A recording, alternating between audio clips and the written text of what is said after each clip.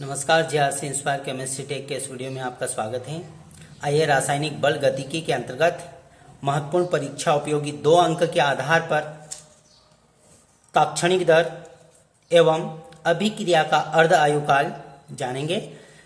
इन बिंदुओं को हम सिर्फ संक्षिप्त में परीक्षा उपयोगी प्रश्न 2 अंक के आधार पर जानेंगे। तो आइए जानते हैं सबसे पहले तात्क्षणिक दर क्या होती है। तो समय के किसी विशेष क्षण पर किसी अभिकारक या उत्पाद के सांद्रण में परिवर्तन उस समय पर तात्क्षणिक दर कहलाती है। आइए इसे हम पुनः संक्षिप्त में जानें। तो समय के किसी विशेष क्षण पर अर्थात अत्यंत अल्प समय पर, समय के किसी विशेष क्षण पर किसी अभिकारक या उत्पाद के सांद्रण में परिवर्तन, किसी अभिकारक या उत्पाद के सांद्रण में परिवर्तन की दर उस समय की तात्क्षणिक दर कहलाती है।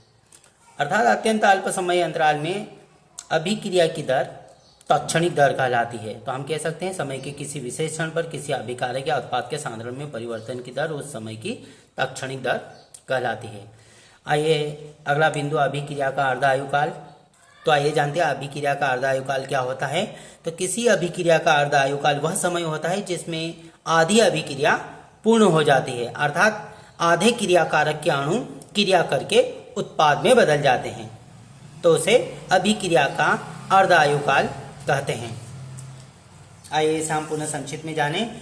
तो किसी अभिक्रिया का अर्ध आयुकाल वह समय होता है जिसमें अभिक्रिया का सांद्रण घटकर आधा रह जाता है, अर्थात आधे क्रियाकारक क्रिया करके उत्पाद में बदल गए, अर्थात अभिकारक का सांद्रण घटकर आधा रह जाता है।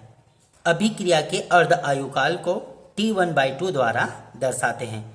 T1/2 अर्थात आधा समय बीत चुका है और आधे समय में आधे क्रियाकारक के अणु क्रिया करके उत्पाद में बदल गए। तो हम कह सकते हैं पुनः इससे संक्षिप्त में, किसी अभिक्रिया का अर्ध आयुकाल वह समय होता है जिसमें अभिक्रिया का सांद्रण घटकर आधा रह जाता है, अभिक्रिया का अर्ध आयुकाल कहलाता है।